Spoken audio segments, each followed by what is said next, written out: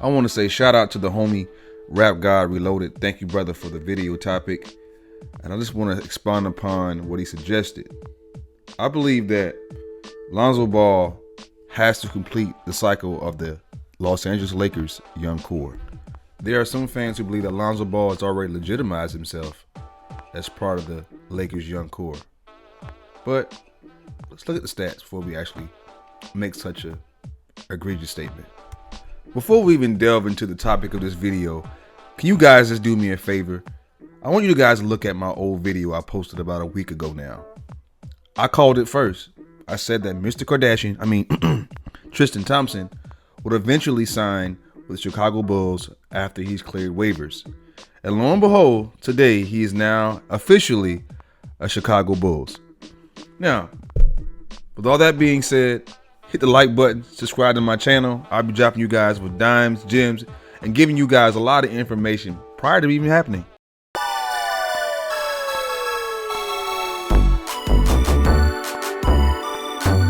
You are now getting a royal perspective.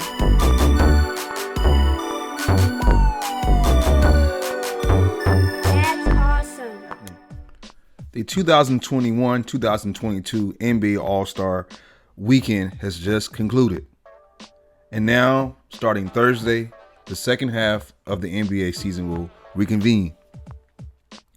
And I feel the need to really address my homie, one of my favorite basketball players in the league, Lonzo Ball. I believe that Lonzo Ball has to legitimize himself and make himself just as good or the best selection the Lakers made during their reconstruction.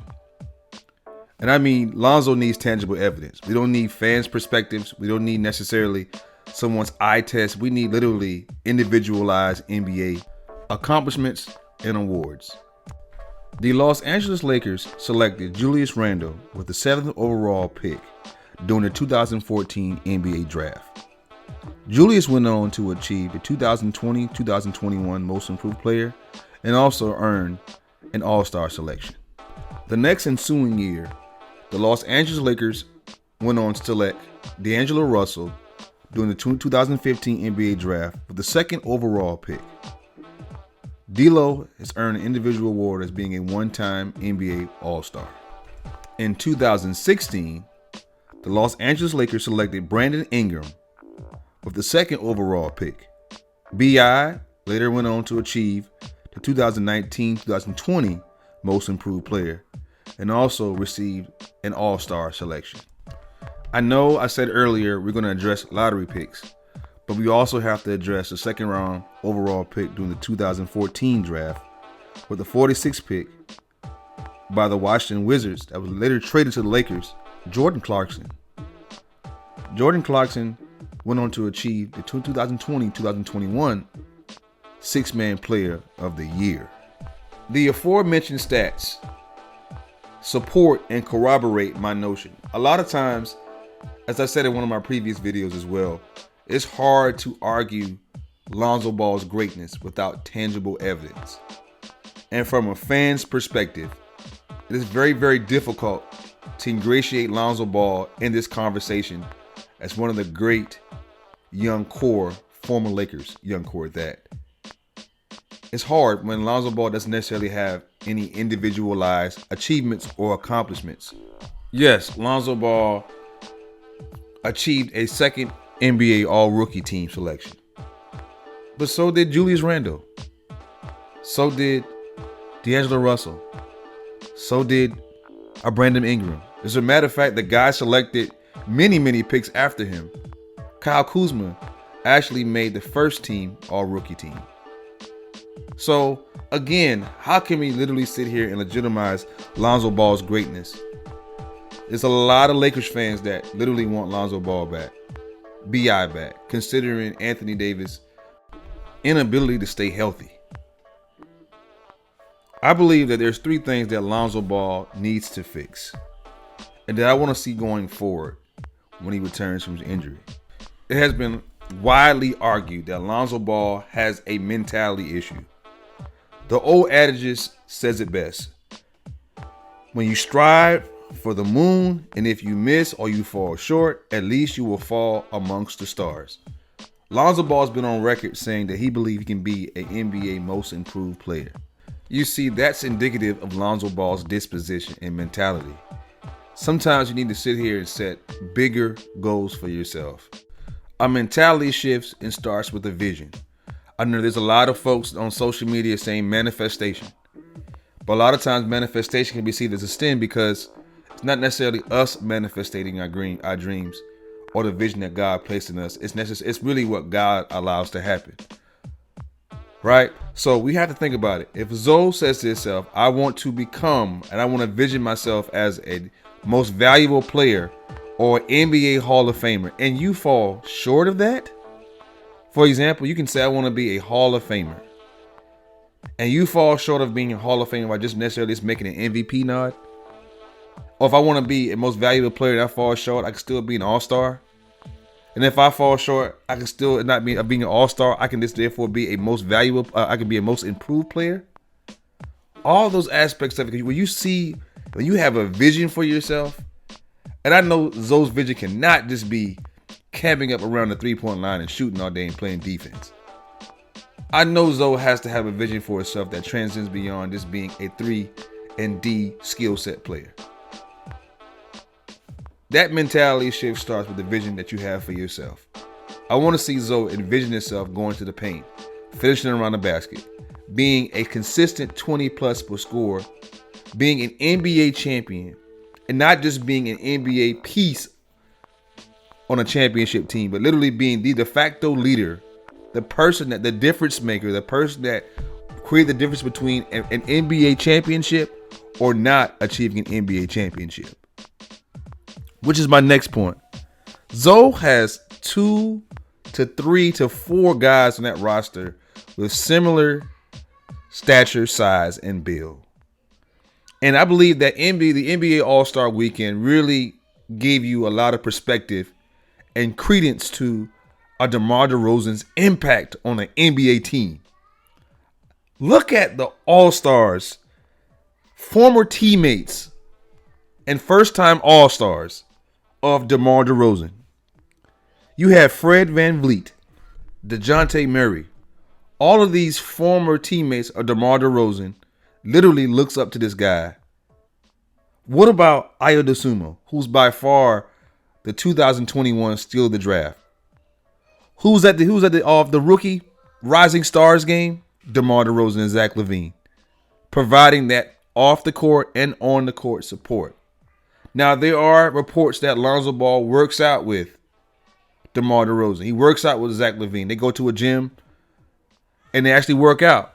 But how's that working out if you're only taking shots that are just, I'm going to conform and build off you? What about situational basketball? You have to kind of put yourself in perspective and say, what if I have to take the last shot? What if I have to penetrate? What if I can't rely solely upon my 3 and D prowess? You cannot rely upon being a one-trick pony, granted the slow pace of the NBA playoffs. So I say this to say this as well. You're around Zach LaVine. Now, we know that Zach LaVine is athletically gifted, but also skillful. What skills can Lonzo Ball glean from Zach LaVine?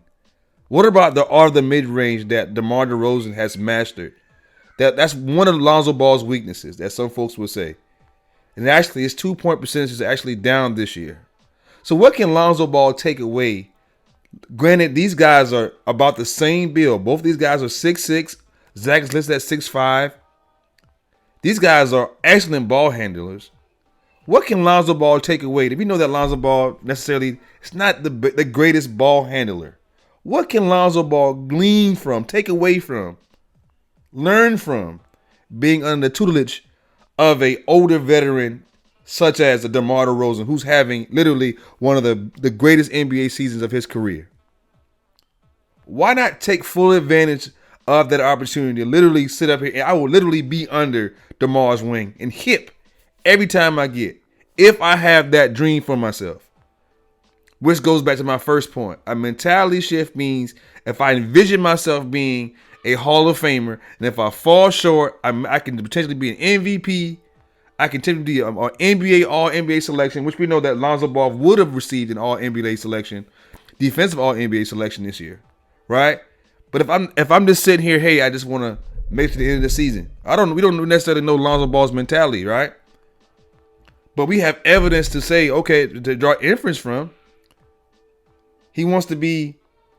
He said in a media day when he was in New Orleans that he wanted to be the most improved player. You look at his brother. I hate doing comparisons, but Melo wants to be an MVP. Melo wants to be one of the greatest NBA players of all times.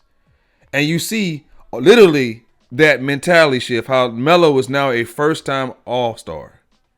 Because literally he's envisioning that. He's putting that work in to be that person. And we know that Lonzo Ball is not no lazy NBA player by far. Right?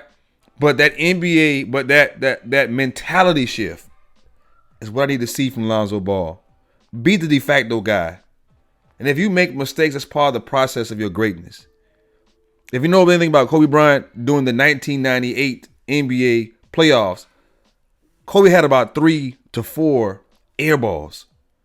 But nobody knows that because during the 99-2000 season, Kobe Bryant was one of the reasons why, the de facto reasons why. They actually won the NBA championship against the Pacers because Shaq went out.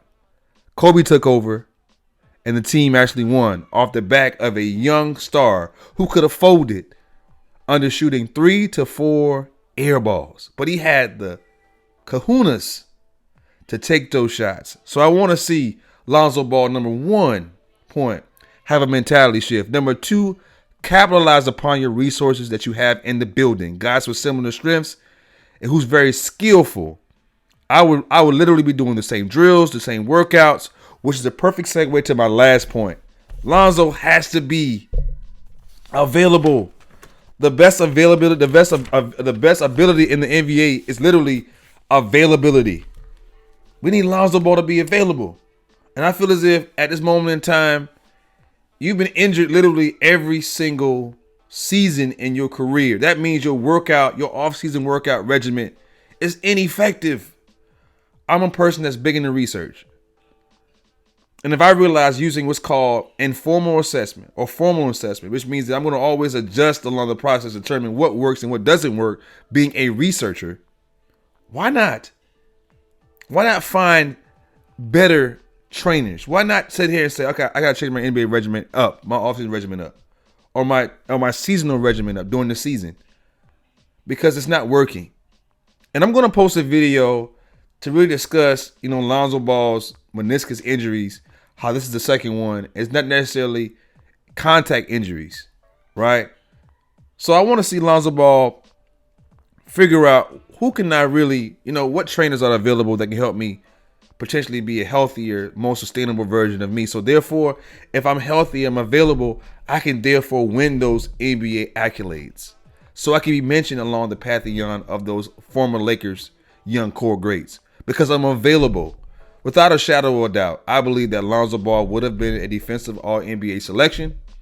I believe that he would have been in the All-Star three-point shooting contest on Saturday night, without a doubt. But unfortunately, he wasn't available, dealing with yet another meniscus tear. And I'm still praying that Lonzo Ball comes back and being a better version of himself. But if Lonzo Ball is going to legitimately be mentioned in that young core conversation, he has to win an All-NBA selection. He has to win an individualized achievement or accomplishment. He must strive for greater heights. He must use the resources available around him, meaning that he has a DeMar DeRozan who has influenced the likes of a Fred VanVleet. And I want you guys to really look up Fred VanVleet's media day conversations or media takes. He literally said he wanted to be the greatest guard of all times, basically. And that goes with that mentality shift, which I said before. We look at LaMelo Ball, his younger brother, literally would tell you, I don't want to be no most valuable. I don't want to be no most improved player. I want to be the greatest of all times. I want to be the best. And you can tell that because he envisions himself every day with every jump shot. You envision yourself being the greatest. You put yourself in that situation. And while being the greatest, you cannot be afraid to fail. If you guys enjoy my content, if you guys feel as if Lonzo Ball is already in this conversation as one of the Lakers' young stars and greats, let me know that. You guys tell me your perspective about it. This is your guy, your boy, Roy Perspective. If you like my content, I'm very passionate about my boy Lonzo Ball, but I have to be objective about it. Hit the like button, subscribe to my channel. It don't cost you guys absolutely nothing to sit there and hit that like button. Be good, be easy, be breezy. Peace.